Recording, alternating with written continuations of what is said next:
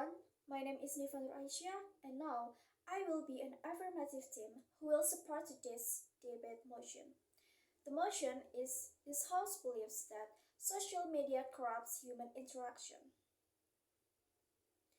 I am most certainly not against social media. Social media allows me to effortlessly stay in contact with my friends and my family. More importantly, social media acts as a positive implication for many people living in developing countries. But the motion put before the House is not about the benefits of social media. It's not about whether or not the internet is good or bad. The motion is about the impact that social media can have on our interaction. In social media, we can see everything around the world. We can see people's achievements, people's successfulness, people's happiness, and etc. We also can instantly feel happiness just in social media. Did you know that social media affects our interactions? Let's see. According to the University of the People, around 3 billion people use social media today, which means that 40% of the world uses social media for communication.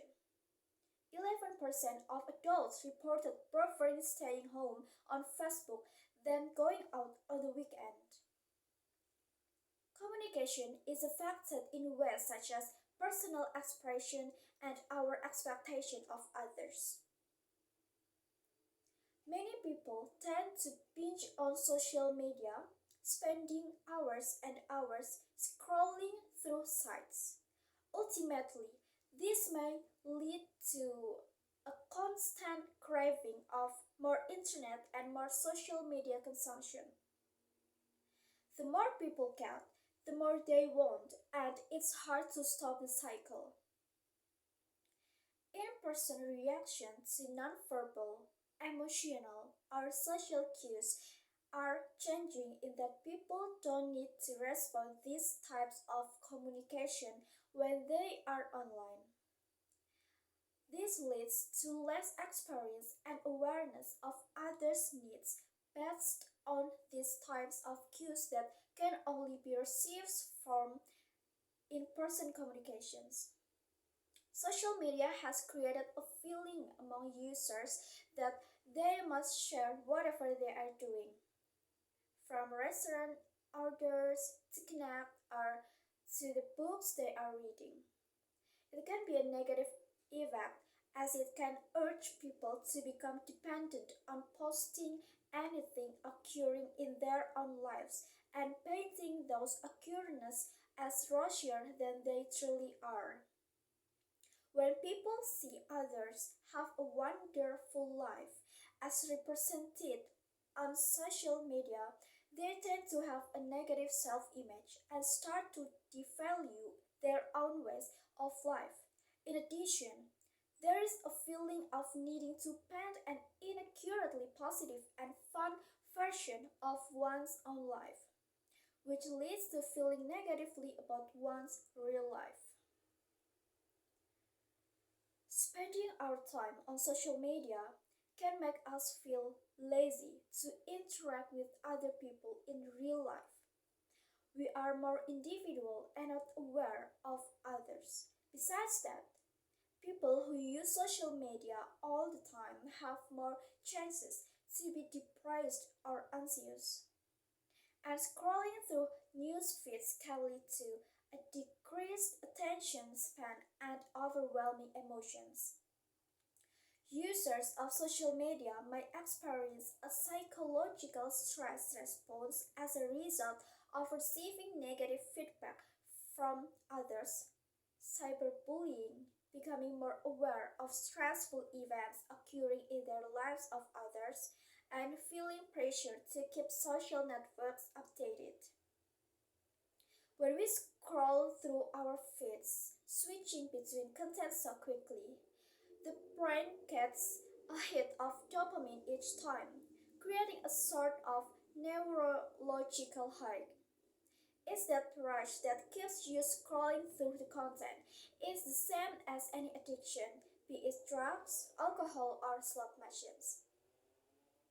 So let's stop scrolling social media and let's start talking with people in real life. Thank you. Now, I would like to be a negative team and argue affirmative team's arguments. So, today's motion is that social media corrupts human interaction.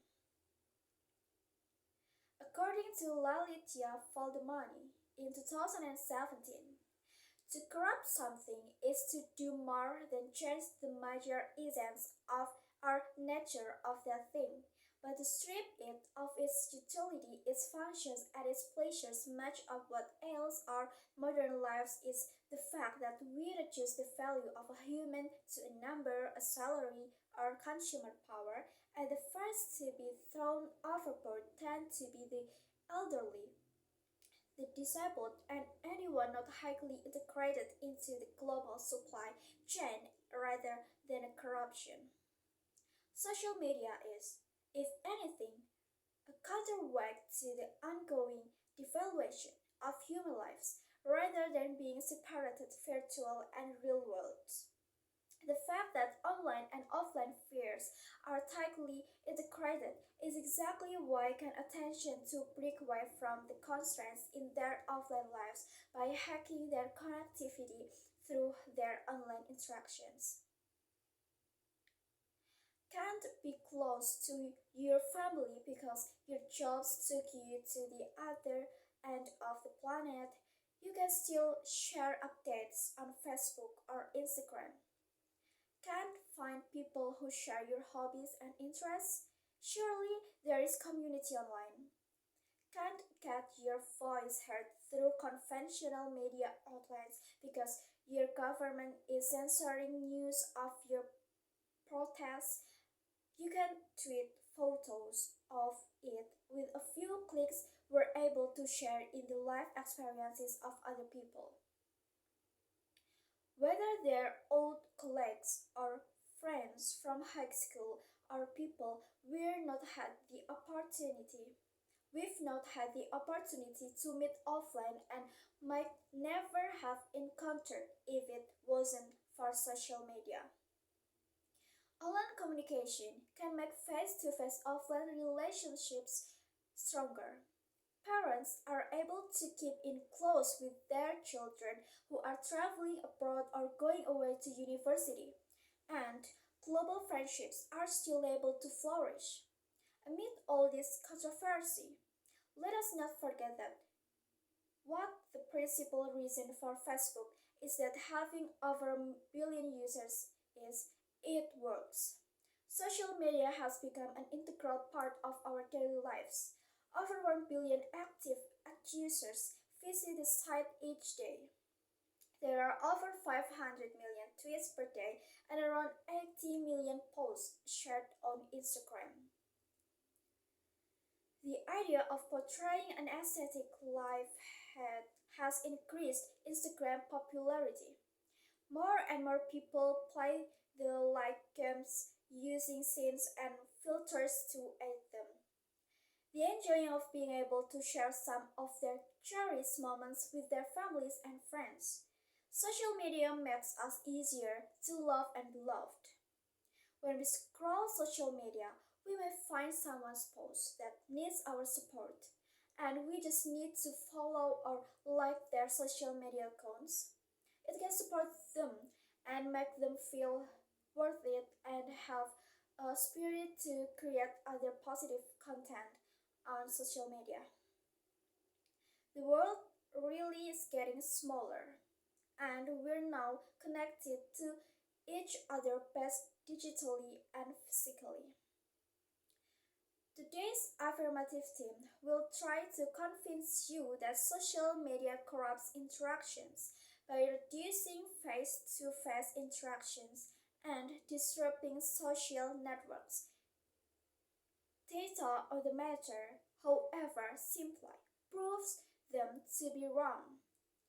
Social media does not corrupt our interaction, It makes our interaction bigger and wider around the world.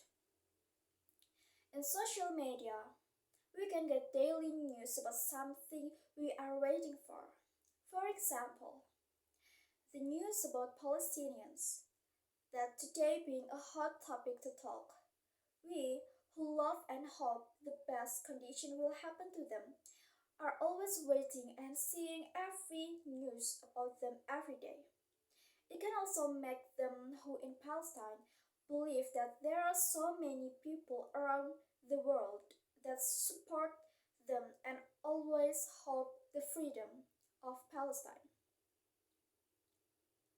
So that social media totally help us to still connect with our lovely people around the world. Thank you.